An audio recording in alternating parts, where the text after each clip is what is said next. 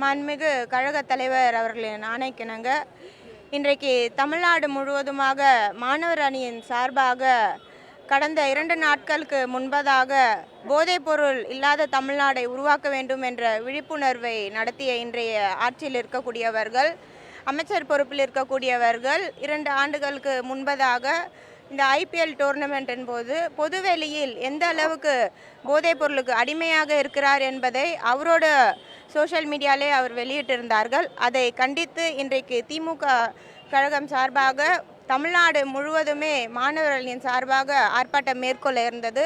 ஆனால் இன்றைக்கு காலையிலே 7 மணி பொழுதே ஆர்ப்பாட்டம் எடுக்கக்கூடிய பகுதிகள் காவல்துறைகள் இந்த ஆர்ப்பாட்டம் மேற்கொள்ளக்கூடாது என்று தெரிவித்து போட்டிருந்த மேடையிலிருந்து சவுண்ட் செட்டிலேருந்து எல்லாத்தையுமே அகற்றி அவர்கள் அந்த இடத்துல ஆர்ப்பாட்டம் நடத்தக்கூடாதுன்றதை தெரிவித்திருந்தார்கள். அதை தொடர்ச்சியாக அனைத்து பகுதியிலுமே இன்றைக்கு தமிழ்நாடு முழுவதுமாகவே திராவிட முன்னேற்ற கழகத்தின் சார்பாக ஆர்ப்பாட்டம் மேற்கொள்ளப்பட்டது. அந்த வகையில் இன்றைக்கு சென்னை கிழக்கு மாவட்டத்துக்குட்பட்டு ஆர்ப்பாட்டம் மேற்கொண்டிருந்த அனைவருமே இன்றைக்கு கண்ணப்பர்த்திடலுக்குட்பட்ட பகுதியில் மதியம் நேரம் இங்கே அனைவருமே வந்தோம். ஆனால் 6 மணி ஆன பிறகும் இன்று இருக்கக்கூடிய தமிழ்நாடு அரசில் இருக்கக்கூடியவர்கள், ஆட்சி அதிகாரத்தில் இருக்கக்கூடியவர்கள் 6 மணிக்கு மேலாகியும் இன்றைக்கும் 300க்கும் மேற்பட்ட பெண்கள் இந்த இடத்துல இருக்கிறார்கள். அவர்கள் குழந்தையை வீட்டில் விட்டுட்டு வர்றார்கள். கழிப்பறை வசதி கூட இல்லாத வகையில் இன்றைக்கு பெண்கள் இங்கே அடைக்கப்பட்டிருக்கார்கள். சட்ட விதிப்படி 6 மணிக்கு மேலே பெண்களை சிறைச்சாலையிலையோ ஸ்டேஷன்லையோ வைக்கக்கூடாது என்ற விதிமுறைகள் இருக்கிறது.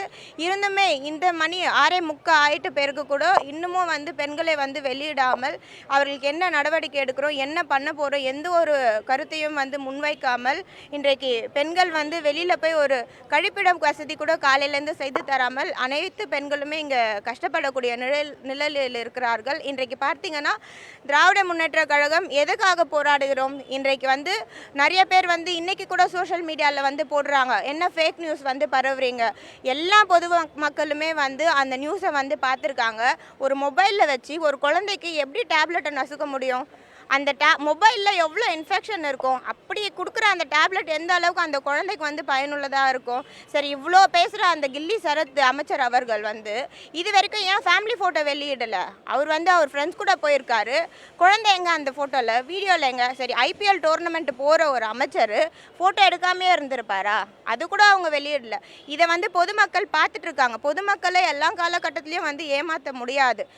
போதையில்லா தமிழ்நாடை உருவாக்குவோம் அப்படின்னு இன்றைக்கு இருக்கக்கூடியவர்கள் மைக்கு பிடிச்சி பல நாட்கள் பேசினாங்க. ஆனால் அவங்க கீழே இருக்கக்கூடிய இன்றைக்கு அமைச்சர்களாக இருக்கக்கூடியவர்கள், முன்மாதிரியான இடத்துல இருக்கக்கூடியவர்கள் இவ்வளோ பெரிய தவறு செய்தும் அந்த தவறின் மீது நடவடிக்கை எடுக்க வேண்டும் என்று திராவிட முன்னேற்ற கழகம் காலையிலிருந்து போராட்டம் நடத்தி வர்றோம். ஆனால் இதுவரைக்கும் நடத்து கொண்டிருக்கிற அரசின் சார்பாக எந்த ஒரு தகவலோ எந்த ஒரு முடிவும் தெரிவிக்கப்படவில்லை. முக்கியமாக பெண்களுக்கு எந்த ஒரு பாதுகாப்போ எந்த ஒரு கழிப்பறை வசதி, அடிப்படை வசதி கூட இந்த இடத்துல செய்து தரப்படவில்லை. இப்போ 6:45 ஆகுது.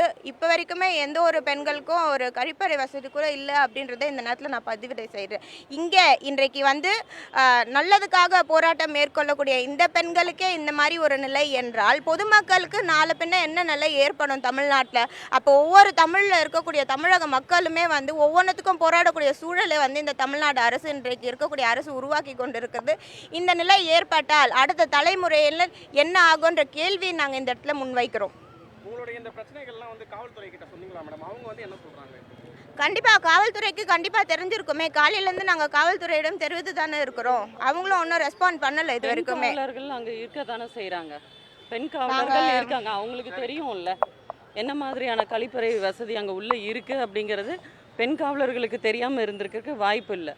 இருந்த போதும் பெண்களுக்கான ஒரு பாதுகாப்பான ஆட்சி தாவேக்கா கொடுக்கும் அப்படின்னு சொல்லியும், ஆனால் தொடர்ந்து தாவேக்கா ஒவ்வொரு மாவட்ட நிர்வாகிகளும் பெண்களுக்கான பாலியல் வன்புணர்வு எப்படி செஞ்சுட்டு வராங்களோ அதே மாதிரி தான் இங்கே இருக்கக்கூடிய 300 பெண்களுக்கும் பெரிய இன்னல்களுக்கு உள்ளாகி இருக்காங்க. அவங்கவுங்க குழந்தைகள் இருக்காங்க, மாதவிடாய் காலத்தில் இருக்கக்கூடிய பெண்கள் இருக்காங்க. அவங்க எல்லாருக்கும் 6 மணிக்கு மேலே விதியின்படி வெளியில் அனுப்பியிருக்கணும். ஆனால் சிஎம் சார் மீட்டிங்கில் இருக்கார் அப்படின்னு சொல்லிட்டு காலத்துக்கு கடத்திக்கிட்டே இருக்காங்க. முக்கியமாக இங்கே 300க்கும் மேற்பட்ட பெண்கள் இருக்காங்க. ஒரு மொபைல் டாய்லெட் ஃபெசிலிட்டி கூட இது வரைக்கும் அரசு சார்பாக, போலீஸ் சார்பாக, காவல்துறை சார்பாக மேற்கொள்ளப்படவில்லை.